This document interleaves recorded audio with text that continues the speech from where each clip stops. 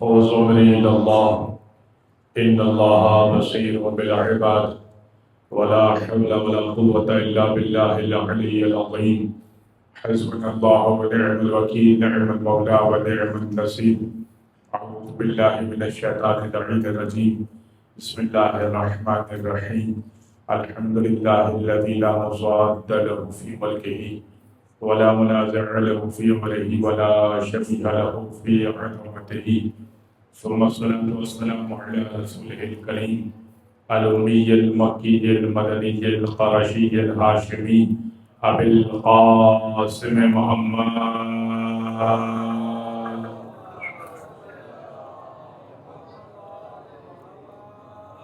وعلى أهل بيته الطيبين الطاهرين واللعنة الدائمة على أعدائهم أجمعين من يوم ظلمهم وعداوتهم إلى قيام يوم الدين أما بعد فقد قال الله سبحانه وتعالى في محكم كتاب مبين بسم الله الرحمن الرحيم رب أدخلني مدخل صدق وأخرجني مخرج صدق واجعلني من لدنك سلطانا نصيرا وقل جاء الحق وزهق الباطل إن الباطل كان زهوقا صلوات على محمد وآل محمد.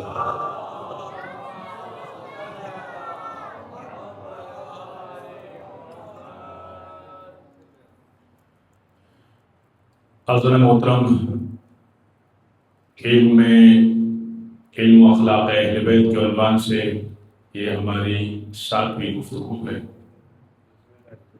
اور ہم کوشش کر رہے ہیں کہ آپ کو یہ سمجھائیں کہ علم اور اخلاق دونوں اہل بیت ہی کے پاس ہے۔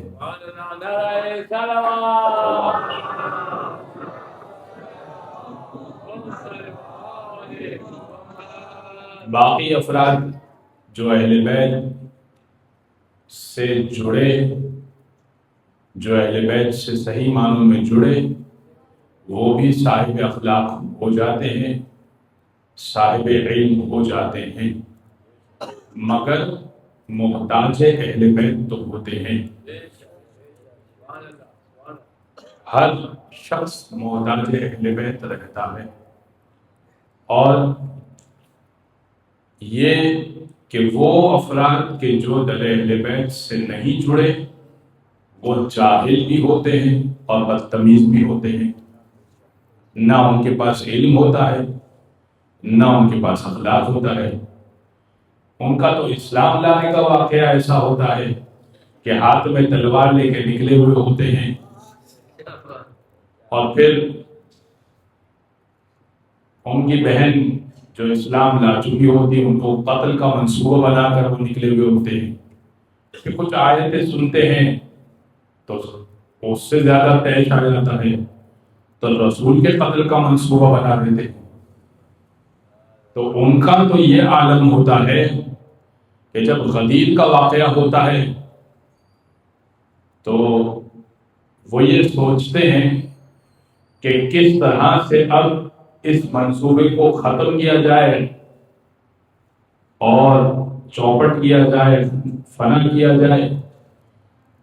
تو سرکار نے غدیر میں واپسی کا جو راستہ اختیار کیا تھا اس میں ایک وادی سے گزرنا تھا، اور جس وادی سے رسول اللہ کو گزرنا تھا اس وادی میں ایک پہاڑ کی بلندی اور ایک چوٹی نے آنا تھا۔ تو انہوں نے یہ طے کیا کہ اس چوٹی کی بلندی سے ایک بلند پتھر رسول کی اونٹنی کے وہ سامنے سرکا دیں گے، تو رات کے اندھیرے میں جب وہ پتھر اونٹنی کے سامنے آئے گا تو اونٹنی بلک جائے گی، کیونکہ پہاڑی راستے سے رسول جا رہے ہیں تو اونٹنی بلک جائے گی۔ تو جیسے ہی بلک جائے گی، ٹگمگا جائے گی، تو رسول نعوذ باللہ من ذالک کھائی میں گر جائیں گے۔ تو یہ قصہ ہی تمام ہو جائے گا کہ رسول کے گھر میں نبوت ہے اور اس کے بعد علی کے گھر میں ولایت ہے، تو یہ قصہ ہی تمام ہو جائے گا۔ یہ نہیں جانتے تھے کہ اللہ قرآن میں یہ کہہ رہا ہے وَاجْعَلْنِي مِن لَدُنْكَ سُلْطَانًا نَصِيرًا۔ میں نے آیت آپ کی خدمت میں پیش کی نا رب اخرجنی مخرج صدق وادخلنی مدخل صدق واخرجنی مخرج صدق.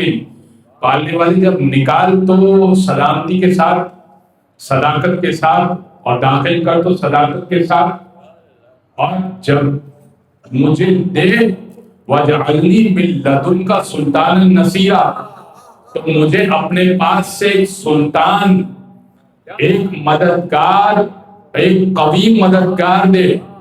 سلطان عطا کر، سلطان عطا کر جو مددگار بھی ہو. سلطان کہتے ہیں بادشاہ کو، ایک بادشاہ عطا کر جو مددگار ہو. دیکھیں میں آپ کو ایک فرق سمجھاؤں گا لیکن یہ بات یہ واقعہ پورا ہو جائے. تب رسول اللہ کے پاس تو ایک نصیر تھا، ایک مددگار تھا، ناصر نہیں تھا، نصیر تھا. ناصر اور نصیر میں فرق ہے. ناصر کا مطلب بھی ہوتا ہے مددگار، اور نصیر کا مطلب بھی ہوتا ہے مددگار. جیسے قاتل، قاتل جو ہوتا ہے وہ ایک قتل بھی کر لے تو قاتل تو کہتے ہیں اس کو. تو ناصر ایک مرتبہ بھی اگر نصرت کر دے، ایک مرتبہ بھی اگر مدد کر دے تو مددگار تو کہلائے گا.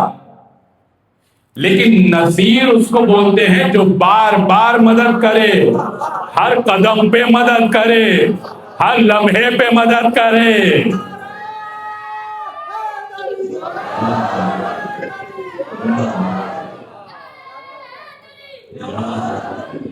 تو رسول اللہ کے پاس ناصر نہیں تھا کہ یا اے اللہ کے رسول میں نے مدد کر دی بس ہو گیا ناصر. میں نصیر ہوں، علی نصیر تھے،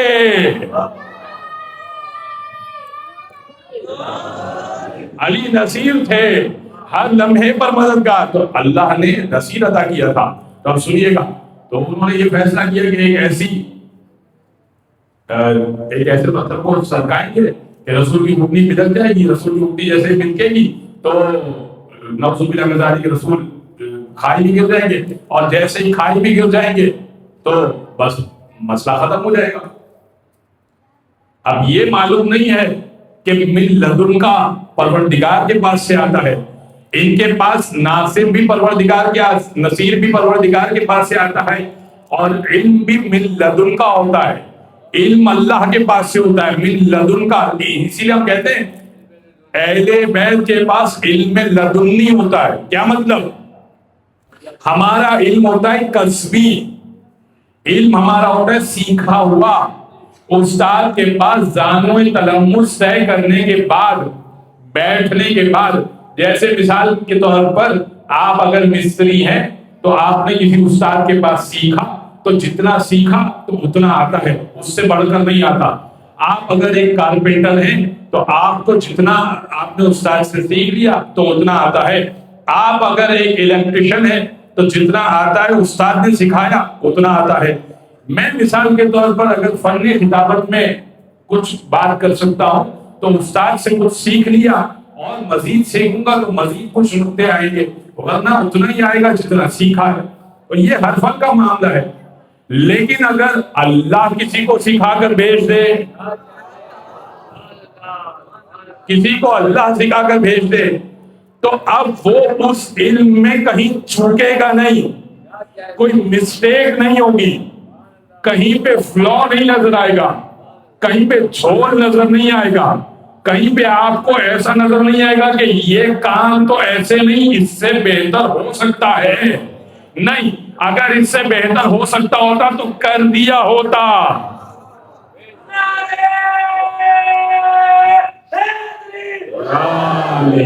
تو اہل بیت کے پاس اور رسول کے پاس علم لدنی ہوتا ہے. رسول کسی سے سیکھے نہیں ہوتے. اسی لیے بعض مسلمانوں نے کہا کہ رسول جو ہے نعوذ باللہ من ذالک،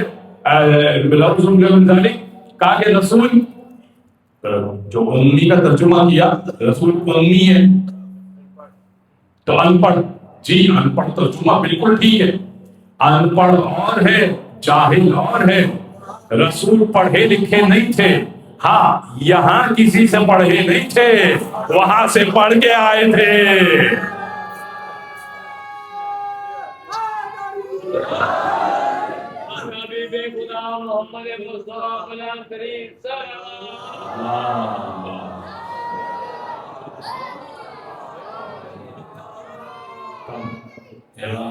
توجہ ہے تو یہاں کی حفظ یہ اچھا اس کی تو دلیل کیا ہے؟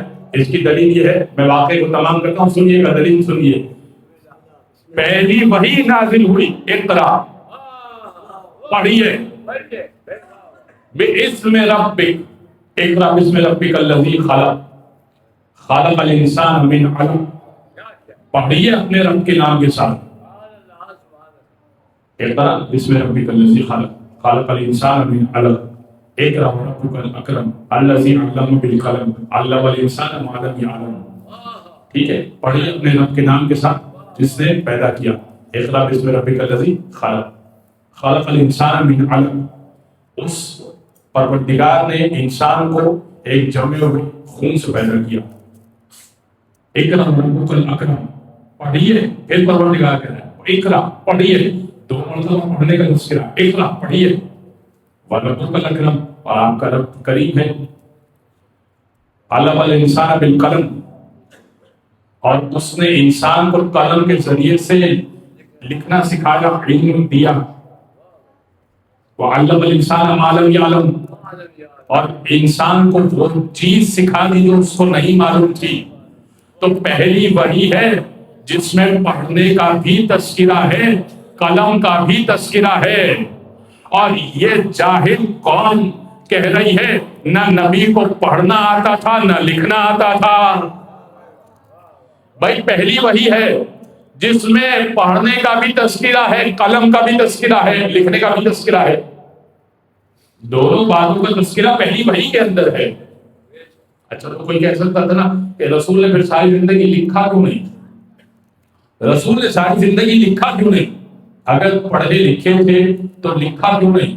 اس کی حکمت ہے، اس کی وجہ ہے۔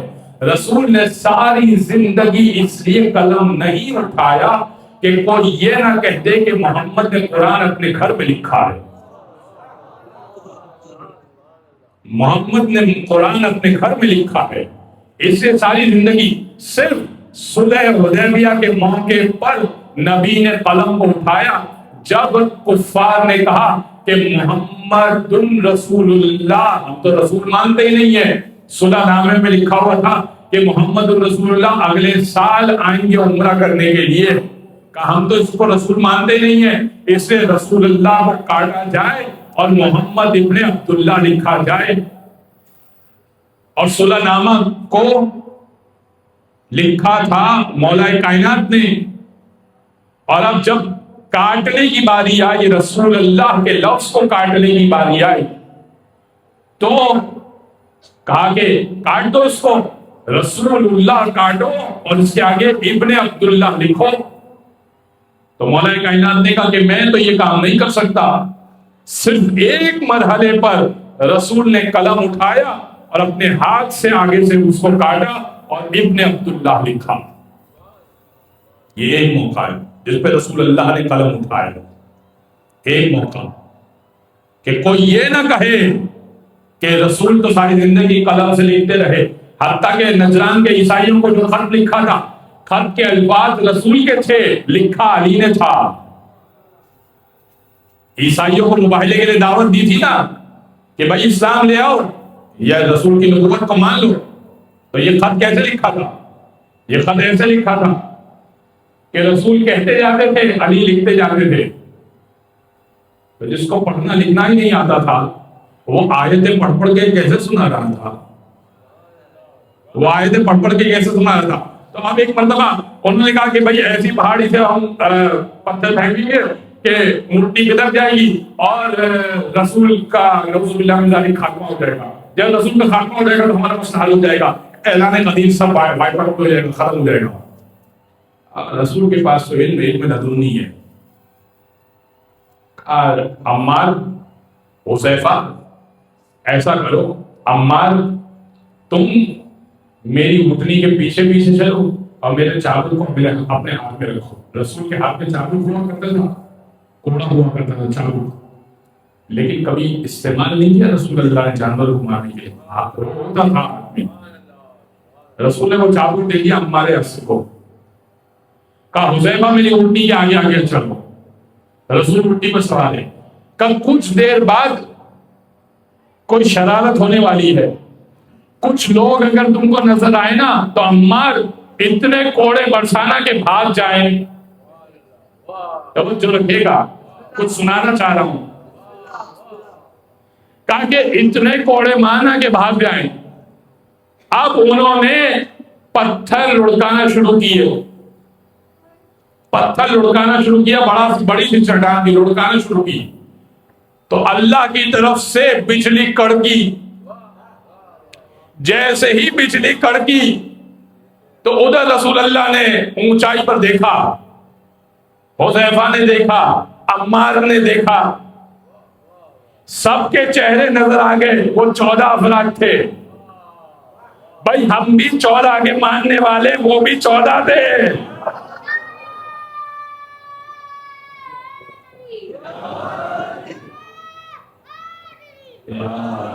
14 منافقین جو رسول اللہ پر حملہ کرنا چاہتے تھے، جیسے ہی اندھیرا ہوا تو پہاڑ سے اترے رسول پہ حملہ کرنے کے لیے۔ عمار نے ایسے کوڑے مارے کہ بھاگ گئے۔ حذیفہ کو سب کے نام بتائے، حذیفہ کو نظر آئے تھے، حذیفہ کو سب کے نام بتائے۔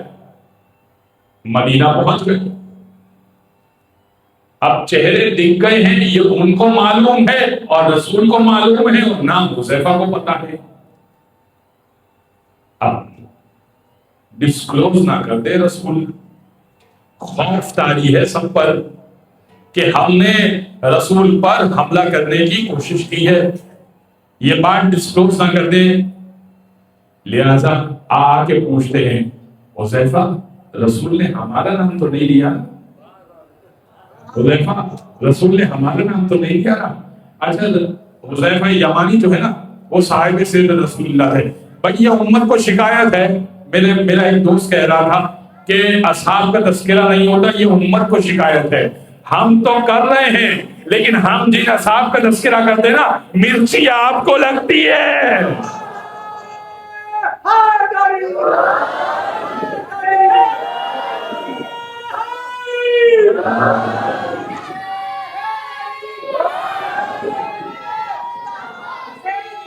زندہ باد، مرد آباد، مرد آباد۔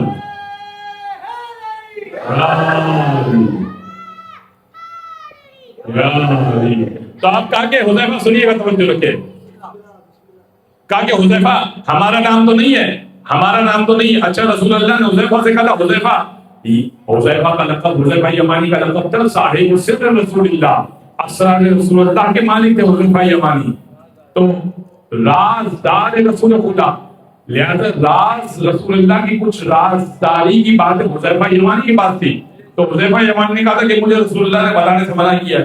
اچھا ان کو بھی بڑی ہی جسے کہتے ہیں کیوریوسٹی تھی، جاننے کی تمنا تھی کہ کہیں ہمارا تو نہیں ہے۔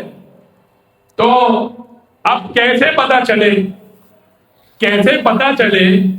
کہ ہمارا نام ہے یا نہیں ہے؟ کسی کو کیسے پتا چلے کہ اس کا نام ہے یا نہیں ہے؟ حذیفہ نے کہا دیکھو رسول نے مجھ سے ایک بات کہی ہے، یہ تو کہا ہے کہ نام نہیں بتانا، مگر ایک بات ضرور کہی ہے، کہا ہے کہ دیکھو نشانی یہ ہے کہ اگر میری حیات میں مر جائے گا تو میں جنازہ نہیں پڑھاؤں گا، اگر علی کی حیات میں مرے گا تو علی جنازہ نہیں پڑھائیں گے۔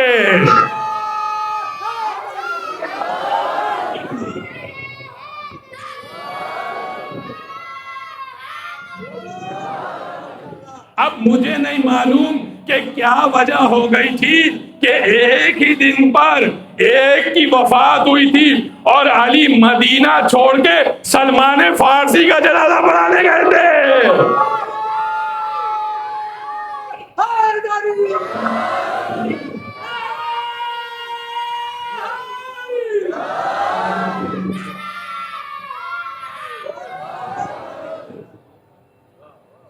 جو ہے سمجھ میں آ رہی ہے بات، میں کس کی بات کر رہا ہوں؟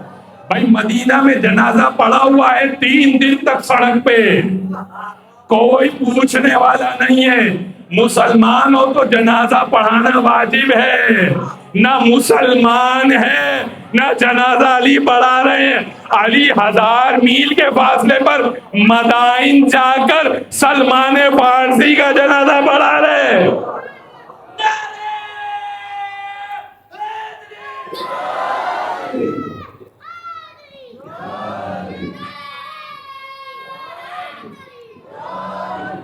کوئی تو وجہ ہوگی نا بھائی، کوئی تو وجہ ہوگی، کوئی تو اب نشانی تو اب توجہ کیجئے، جو میں بات سمجھانا چاہ رہا ہوں اس بات کو سمجھیے گا۔ اگر یہاں تک میرے ساتھ آ گئے ہیں تو انشاءاللہ اور ساتھ چلیے گا۔ اب مولانا نظر سے کسی نے سوال کیا،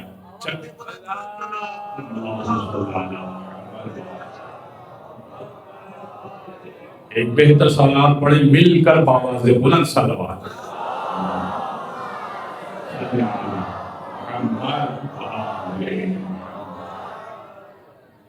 امام سے پوچھا کہ یہ جنازوں کی تکبیرات میں فرق کیوں ہے؟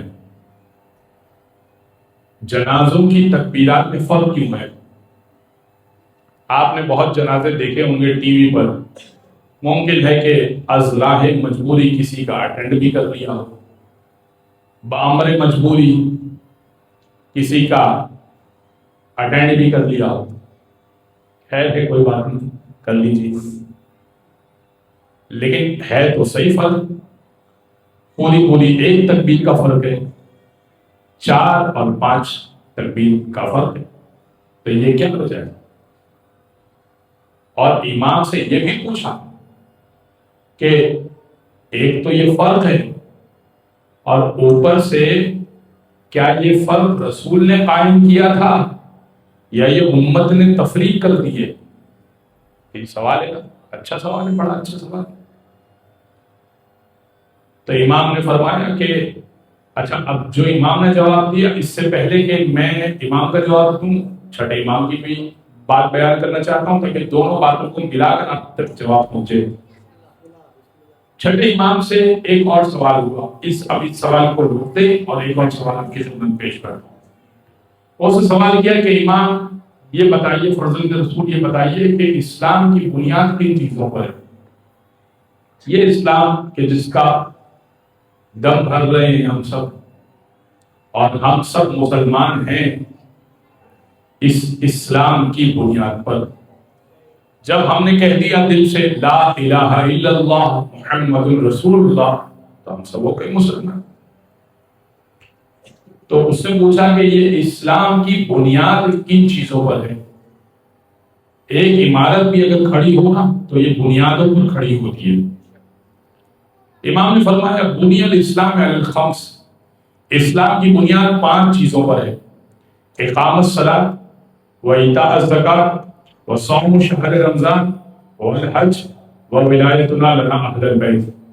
یہ 5 چیزیں ہیں جو اسلام کی بنیاد ہے: نماز کو قائم کرنا، روزہ رکھنا، زکوٰۃ دینا، حج کرنا، اور ہم اہل بیت کی ولایت، ہم اہل بیت کی محبت۔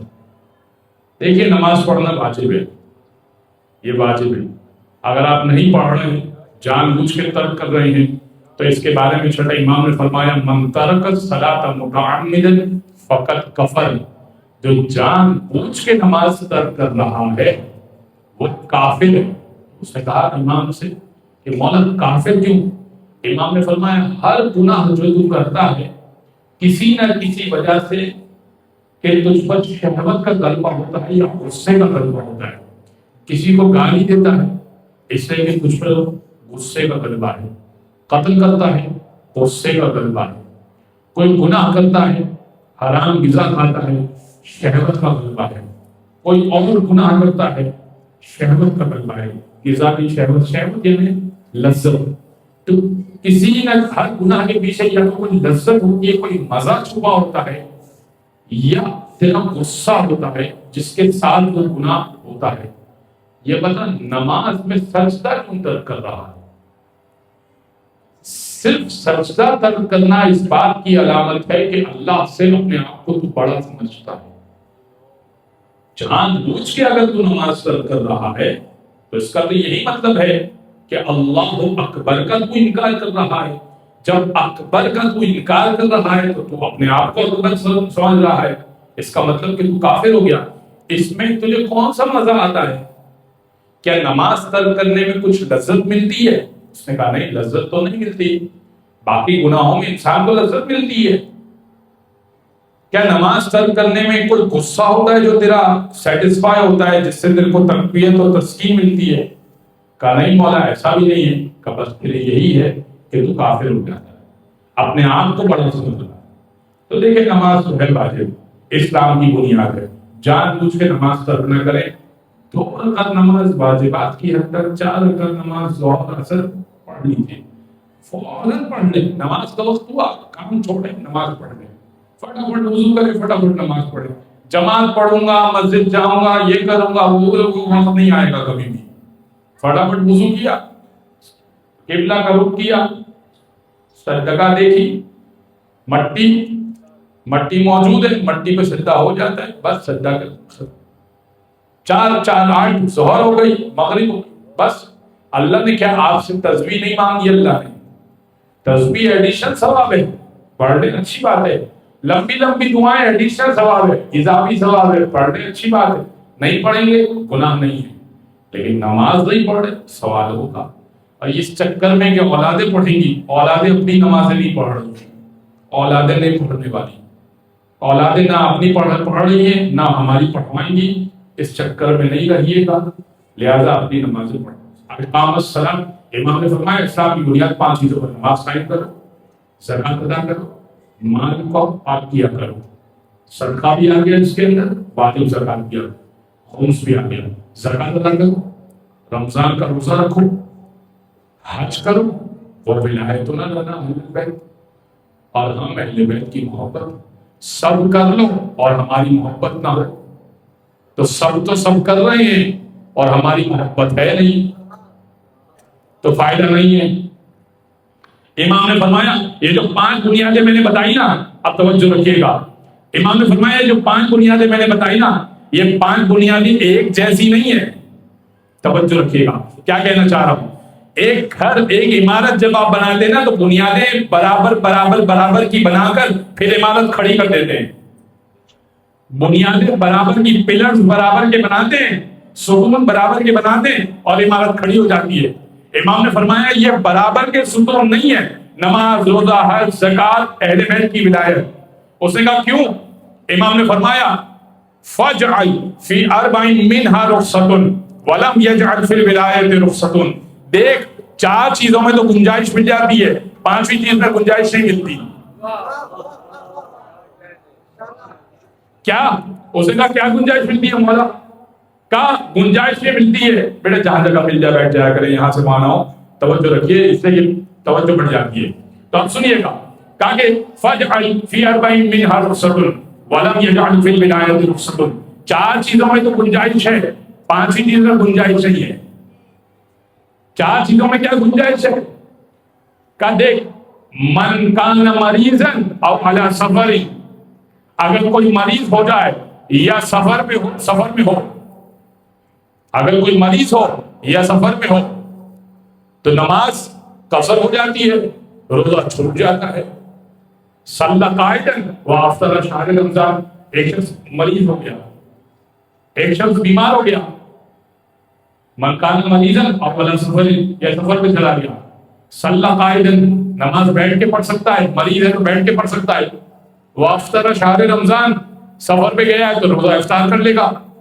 روزہ تو نہیں ہے نا مسافر کے لیے، 10 دن سے کم کا مسافر ہے تو روزہ نہیں ہے اس کے لیے. وافطر شہر رمضان، تو نماز بیٹھ کے گنجائش مل گئی، روزہ چھوڑنے کی گنجائش مل گئی. من لم یکن علیہ مال فلیس علیہ زکات فلیس علیہ حج.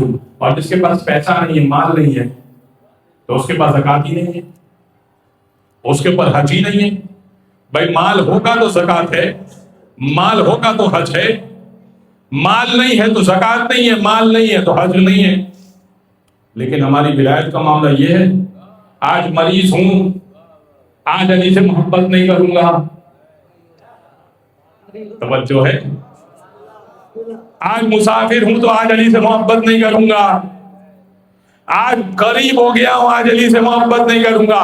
امام نے فرمایا یہ ہمارا معاملہ نہیں ہے، بوڑھا ہو بچہ ہو، غریب ہو امیر ہو، مالدار ہو یا بغیر مال کے ہو، کسی بھی حالت میں ہو، یا علی سے محبت کرے یا چھوڑ دے، پوری ولایت لے یا پوری چھوڑ دے۔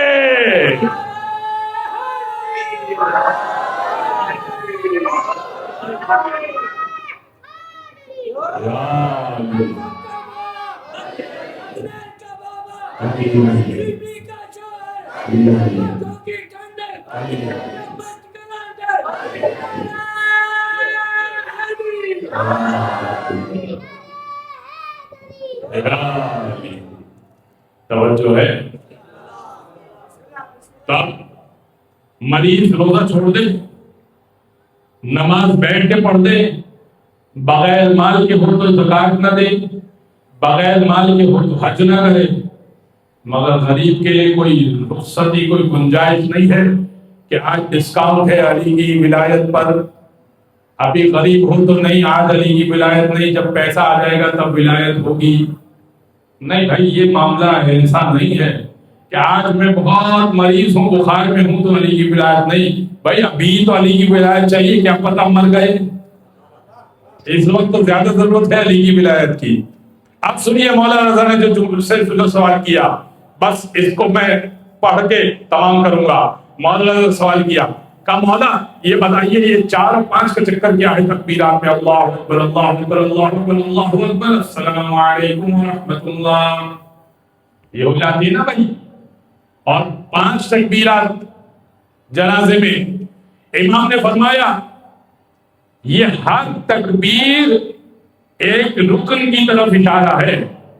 جب اللہ اکبر کہا تو یہ اس بات کی طرف اشارہ ہے کہ مرنے والا نماز کا اعتقاد رکھتا تھا، نماز کا عقیدہ رکھتا تھا۔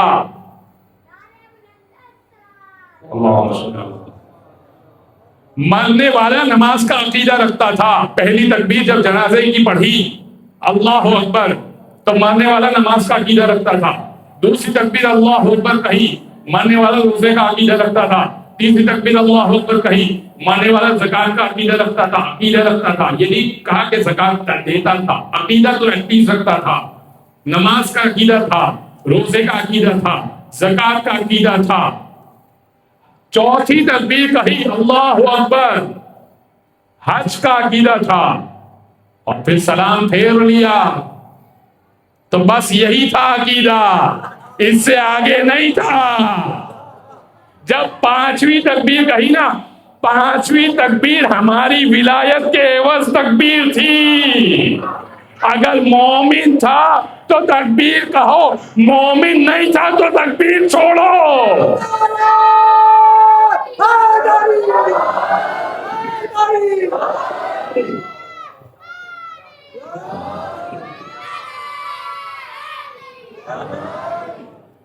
سمجھ میں آ رہی ہے بات جو میں سمجھانا چاہ رہا ہوں؟ یہ تکبیرات انڈیکیشن ہے کہ مرنے والا کس چیز کا عقیدہ رکھتا تھا۔ پھر سوال کیا کہ یہ جو میت میں کہہ رہے ہیں اللہم انا لا نعلم منہ الا خیرا، اے پروردگار میں تو کچھ بھی نہیں جانتا مگر خیر ہی خیر، یہ علم میں اہل بیت کے عنوان سے ہی گفتگو کر رہا ہوں۔ میں اہل بیت نے جو ہمیں بیان کیا میں وہی پیش کر رہا ہوں، میں ادھر سے ادھر آپ کو پیش نہیں کر رہا، یہاں وہاں سے باتیں پیش نہیں کر رہا۔ لا یعلم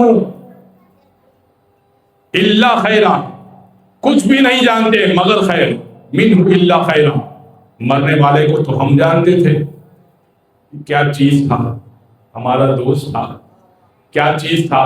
اور پیچھے 200 مومنین کھڑے ہو کر، 1000 مومنین کھڑے ہو کر یہ کہہ رہے ہوتے ہیں اللہم انا لا نعلم منہ الا خیرا، اللہم ان کان محسنا فزد فی احسانہ وان کان مسیئا فتجاوز عنہ، اے پروردگار اگر یہ گناہگار تھا تو اسے معاف کر دے، اگر یہ نیکوکار تھا تو اس کے نیکیوں میں اضافہ کر۔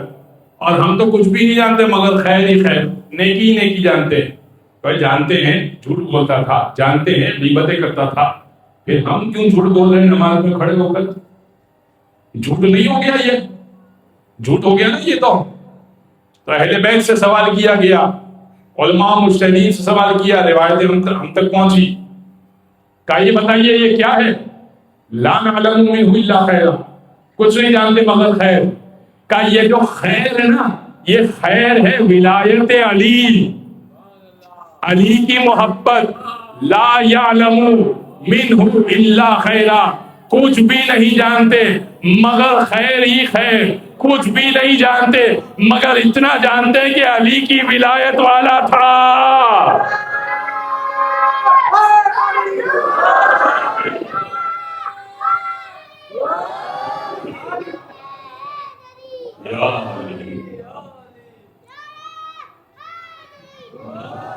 توجہ ہے؟ اب توجہ کیجئے حی علی خیر العمل کی طرف۔ حی علی خیر العمل، یہ نعرہ، یہ آذان میں اضافہ کب ہوا تھا؟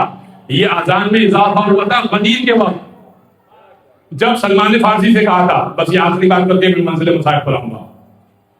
جب سلمان فارسی سے کہا تھا، سلمان جو آگے بڑھ گئے ان کو پیچھے بلاؤ، جو پیچھے رہ گئے ان کو درمیان میں بلاؤ، یہاں رکیں گے ہم غدیر کے مقام پر۔ کیسے بلائیں؟ سلمان ڈھول پیٹتے جاتے تھے اور کہتے تھے حی علی خیر العمل، آؤ خیر عمل کی طرف، آؤ خیر عمل کی طرف، آؤ خیر عمل کی طرف۔ اور خیر عمل تھے علی، نیک عمل تھے علی۔ بعد میں غدیر کے اعلان کے بعد جو آذان پہلی ہوئی تو اس میں اضافہ ہوا خیر عمل کا، حی علی خیر العمل، آؤ خیر عمل کی طرف۔ اب کوئی کہے نا خیر عمل سے مراد تو نماز ہے، جی نہیں، نماز نہیں ہے خیر عمل، اچھا عمل نماز نہیں ہے، اچھا عمل علی کی ولایت ہے۔ دلیل دوں؟ اس لیے کہ حی علی الصلاۃ، آؤ نماز کی طرف، صلاۃ تو پہلے ہی کہہ دیا۔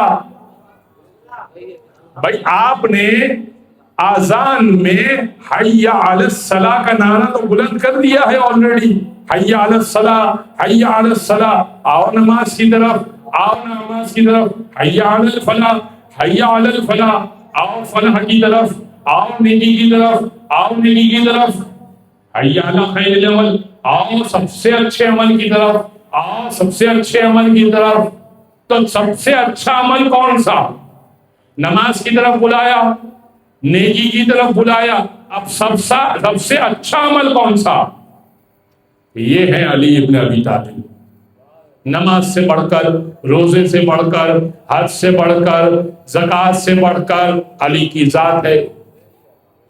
اس کو ہٹا دینے کی کوشش کی گئی اور ہٹا دیا۔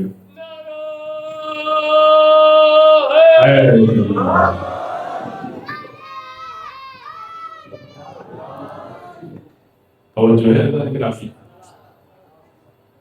سفر طویل ہے، راہ نجات چھوٹی ہے، بہت ہے ذکر علی اور حیات چھوٹی ہے۔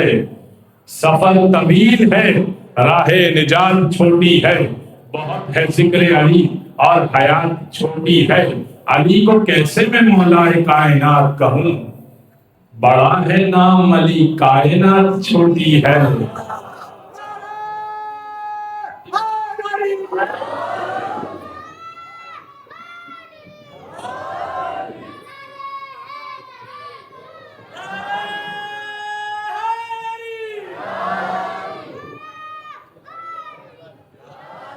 آج اس کا تذکرہ کرنا ہے کہ جس کے بارے میں امام حسن نے پہلے ہی کہا تھا کہ اگر کوئی مشکل، کوئی پریشانی پیش آئے تو اے فروا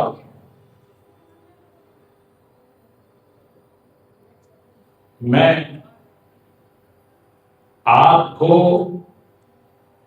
ایک تحفہ ساتھ کر رہا ہوں، آپ کو دے رہا ہوں۔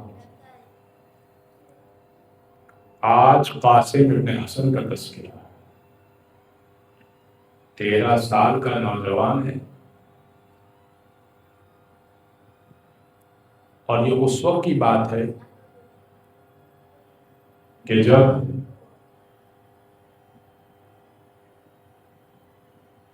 امام حسن کے کلیجے کے ٹکڑے کٹ کٹ کے گر رہے تھے اور امام حسین عیادت کے لیے آئے تھے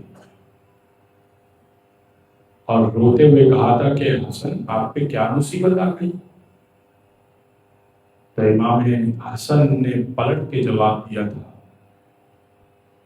کہ اے مولا حسین، اے بھیا، یہ مصیبت تو کم ہے کہ جو مجھے زہر دیا گیا اور میں طے کی صورت میں اپنے کلیجے کے ٹکڑے تشت میں دیکھ رہا ہوں، یہ مصیبت تو کم ہے۔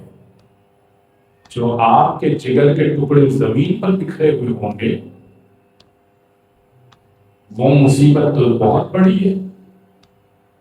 یہ اس وقت کہا امام حسن نے جب مولا کی شہادت ہو رہی ہے۔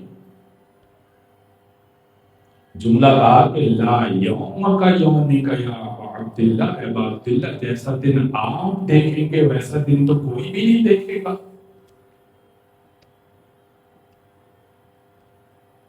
پھر جناب فروا کو بلایا، اپنی زوجہ کو۔ امام حسن نے، جناب فروا نے تکیہ دیا، امام حسن ٹیک لگا کر بیٹھ گئے۔ اب جسم نحیف ہو چکا، جسم میں طاقت نہ بچی۔ جناب فروا سے کہا کہ میں نے ایک خط لکھا ہے، ایک تعویذ لکھا ہے، اور ویسے تو اس 3 سالہ بچے کو کوئی پریشانی نہیں آئی۔ ابھی قاسم 3 سال کے چھوٹے سے بچے ہیں۔ کا فروا، آپ میرے بعد اپنے امام کے ساتھ رہیے گا، آپ کا امام امام حسین کو واجب الاطاعت ہے، اس کی اطاعت کیجیے، مگر کبھی کوئی پریشانی آ جائے تو میں ایک چھوٹا سا تعویذ اس بچے کے بازو پہ باندھ رہا ہوں، اسے کھول کے پڑھ لیجیے گا، تعویذ کے اندر اس مشکل کا حل ہے۔ 10 سال ام فروا کہتی ہیں کہ میں نے کوئی مشکل اور پریشانی کا سامنا نہیں کیا، یہاں تک کہ ہم نے مدینہ چھوڑ دیا، مکہ چھوڑ دیا، کربلا میں گھیرے گئے، صبح عاشور آ گئی، قاسم میرے پاس آئے اور مجھے کہنے لگے چچا مرنے کی اجازت نہیں دیتے اماں، اماں چچا مرنے کی اجازت نہیں دیتے۔ ماں بڑی پریشان ہوئی۔ جانتے کربلا میں سب سے بڑی پریشانی ماؤں کو کیا تھی؟ ماؤں کو سب سے بڑی پریشانی یہ تھی کہ سب سے پہلے میرا لال اپنے امام پر اپنی جان کو قربان کر دے، میرا لال قربان کرے، دوسری ماں کو فکر تھی کہ میرا لال قربان کرے۔ اور جانتے ہیں حسین کیا چاہتے تھے؟ حسین چاہتے تھے کہ میرے بچے بچ جائیں، میرا گھر بچ جائے، اس لیے حسین کسی کو اجازت نہیں دیتے تھے۔ گود کے پالے اور محمد بھی آئے، حسین نے اتنی آسانی سے جانے نہیں دیا۔ علی اکبر بار بار آ رہے تھے، بابا اجازت دیجئے، بابا اجازت دیجئے، کہ تو نانا کی رسول اللہ، تو نانا رسول اللہ کی شبیہ ہو۔ عباس بار بار آ رہے تھے، مجھے اجازت دیجئے، حبیب آتے تھے، مجھے اجازت دیجئے، اور مسلم ابن اوسجہ آتے تھے، ہمیں اجازت دیجئے، وہ آتے تھے، ہمیں اجازت دیجئے، حتیٰ کہ غلام آتے تھے کہ ہمیں جوان آتے تھے، ہمیں اجازت دیجئے۔ مولا کہتے تھے غلاموں کو ہم اس لیے تھوڑی رکھتے کہ اپنی پریشانی کے وقت میں اپنے غلاموں کو ہم مقتل میں بھیج دیں کہ وہ کٹ کے گر جائیں۔ حسین کے لیے تو ایک ایک بندہ بڑا اہم ہے، کوئی بھانجا ہے، کوئی بھتیجا ہے، کوئی بھائی ہے، کوئی غلام ہے، کوئی دوست ہے، حسین کس کو ہاں بولے؟ اور اب بھتیجا ہے، چچا اجازت دیتے ہیں، ارے قاسم اپنا سر مبارک تو دیکھو، کیا جوانی ہے، کیا خوبصورت چہرہ ہے، 13 برس کے قاسم 14 برس، حد میں حد 14 برس لکھا. 14 برس کے قاسم، 13 برس کیا خوبصورت جوان ہوتا ہے 13 برس کا. اماں چاچا اجازت نہیں دیتے، بیٹا تیرے بابا نے ایک بات کہی تھی، کوئی مشکل آئے نا تو بازو پہ تعویذ باندھا ہے، اس کو کھول کے پڑھ لینا. اس سے بڑی کیا مشکل ہوگی کہ تجھے مرنے کی اجازت نہ ملے؟ آؤ میں تمہارے بازو کا تعویذ کھولوں. بازو کا تعویذ کھولا تو امام حسن کا خط میں لکھا ہوا تھا. امام حسن نے لکھا تھا، بھائی جان میں کربلا میں تو نہ ہوں گا، میری جانب سے میرے بیٹے کا ہدیہ قبول تو کر لیجیے. بس باپ کا یہ خط، یہ وصیت نامہ خوشی خوشی قاسم لے کے پہنچے. اب بھائی کا خط دیکھ لیا، کیسے منع کر دے قاسم کو؟ آنکھوں سے لگایا، میرے بھائی کی تحریر ہے، بوسا دیا، چوما.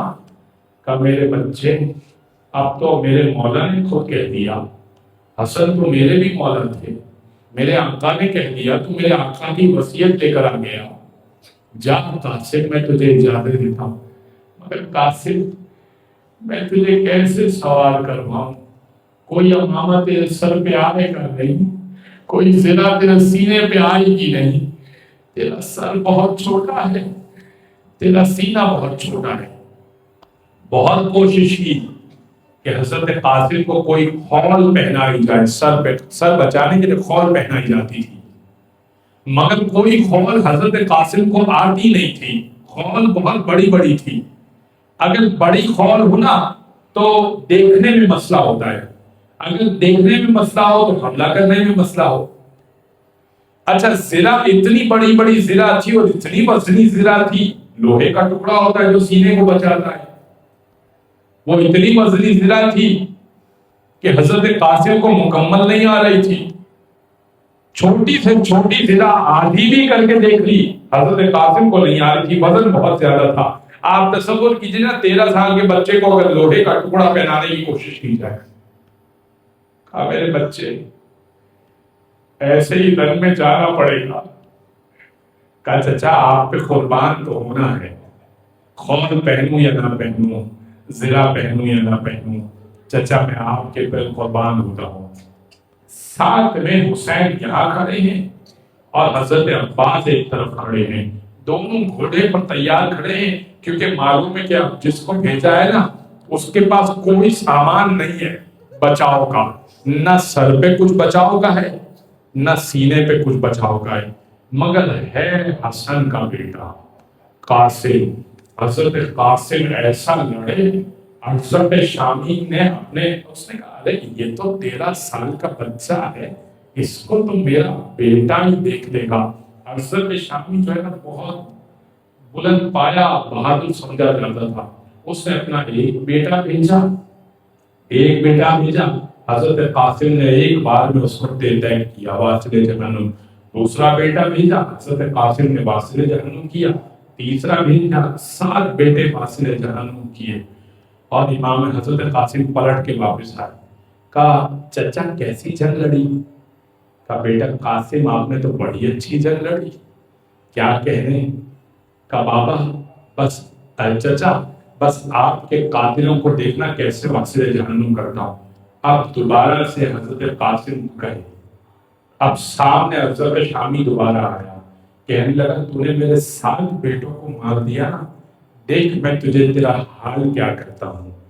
ادھر جناب امام حسین گئے جناب فروا کے پاس. کہا تو دعا کر مصلی پر بیٹھ کر، بھابھی دعا کرے مصلی پر بیٹھ کر، اس لیے کہ ماں کی دعا بیٹے کے حق میں قبول ہوتی ہے. وہ جو سامنے پہلوان ہے نا اس کے 7 بیٹے بھی مارے گئے ہیں، اس کا پیٹ بھی بھرا ہوا ہے، پیاس سے بھی وہ پورا ہے، اس کو پیاس نہیں لگی ہوئی. ہمارا جو قاسم ہے نا، ہمارا قاسم بھوکا بھی ہے، ہمارا قاسم پیاسا بھی ہے، اور ہمارا قاسم اس کے پاس کوئی خاص ہتھیار نہیں ہے، فقط ایک تلوار ہے. ماں ام فرما مصلی پر بیٹھ گئی، دعا کرتی جاتی ہے اللہ میرے قاسم کو فتح دے دے، اللہ میرے قاسم کو فتح دے دے. بس حضرت قاسم نے حضرت شامی پر بھی فتح. فتح جب پا لی نا تو ایک مرتبہ دوبارہ پلٹ کے آئے، کہا چچا کیسی جنگ لڑی؟ کہا بیٹا بہترین جنگ لڑی۔ کیا کہنے تمہاری جنگ کے؟ کہا چچا کچھ پانی ملے گا؟ کہا چچا کچھ پانی ملے گا؟ 8 بندوں کو واصل جہنم کر کے آیا ہوں اور بڑے بڑے پہلوان۔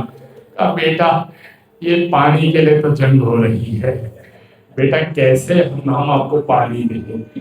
کہا بس چچا کچھ دیر میں پانی کو لے کر آتا ہوں، آپ کے بچے بھی پیاسے ہیں، میں بھی بڑا پیاسا ہوں، بس پانی لے کر آتا ہوں۔ ادھر قاسم رن میں اترے، ادھر ہمارے ساتھ نے کہا ارے اس نے ہمارے پہلوانوں کو 8 پہلوانوں کو مار دیا، گھیر کے مارو قاسم کو، اب یہ ایک اکیلا ہے، ادھر 30,000 کی فوج ہے، سب نے دائرہ بنا لیا، قاسم پہ تیر برسا۔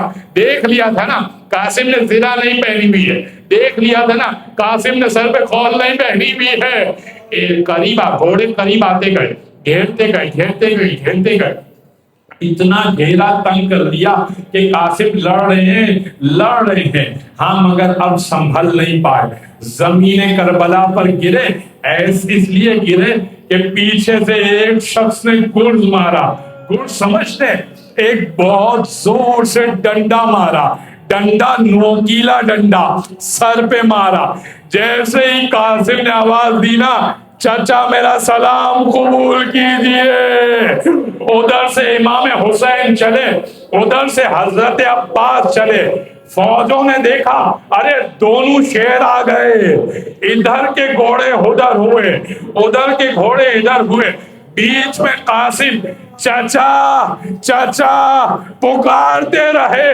حسین پہنچے، کہا قاسم بچے مجھے معاف کر دینا، تو چچا چچا پکارتا رہا، میں تجھے لینے نہیں آ سکا۔ بس ہاں اتنے گھوڑے دوڑ چکے تھے کہ اب قاسم کی میت کو لے کے نہیں جایا جا سکتا تھا، سمیٹا جا سکتا تھا۔ جناب قاسم کی میت کو سمیٹا، کیسے سمیٹا؟ بعض نے لکھا کہ حضرت نے اپنی عبا بچھائی اور حضرت قاسم کی پامال شدہ میت کو طے کر دیا۔